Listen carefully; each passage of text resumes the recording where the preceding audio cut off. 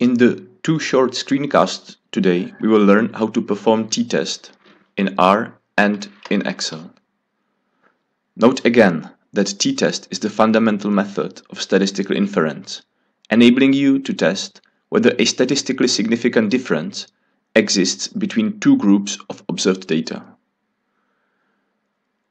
This surprisingly simple technique enables us to answer many important questions, not the least because it is the technique used to evaluate the results of experiments.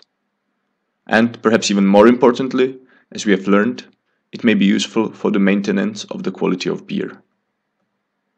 So let us start with R and an independent samples t-test.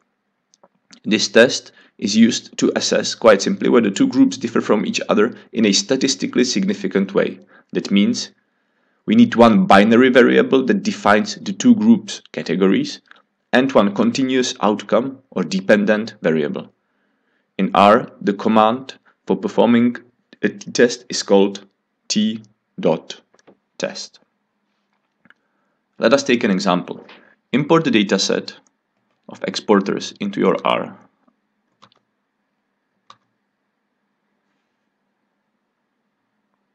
Today, this is the last time we use this dataset. We want to know whether, for example, EU members have different values of Human Development Index than EU non-members.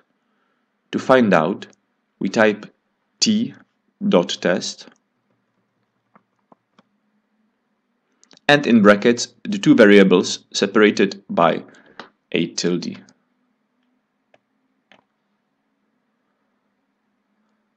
We first type the dependent variable, which in our case is HDI. Do not forget to assign the dataset exporters with the $sign. After tilde comes the independent variable exporters. EU for EU membership. Running the code gives us the value of the t-statistic and the number of degrees of freedom. R looks into its large and precise tables and finds out that the probability that the two groups could come from the same underlying population is exactly 0.0002 or 0.02%. We can read this result as meaning that we have a 99.98% confidence in that HDI, Human Development Index, really is different for EU members and EU non-members, at least in our dataset. Since we would normally set as our criterion of acceptability the alpha level, the level of 5%, we are very strongly convinced that indeed the groups do differ in their Human Development Index. Now this result can be read also slightly differently. The p-value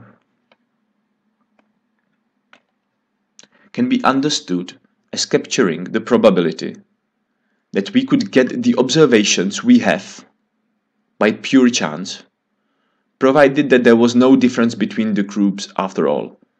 Imagine there was just one underlying homogeneous group of countries. How likely is it, given this single homogeneous population, that a randomly selected group of countries could by pure chance show results that differ so much from the rest of the group? The p-value gives us this estimate. In our case, this probability is extremely low, approximately 1 in 5,000 or so. Remember that there are two varieties of an independent samples t-test. Unless you have strong indication that the spread of the data in your two groups is almost perfectly the same, you should use the default independent samples t-test with assumed unequal variance.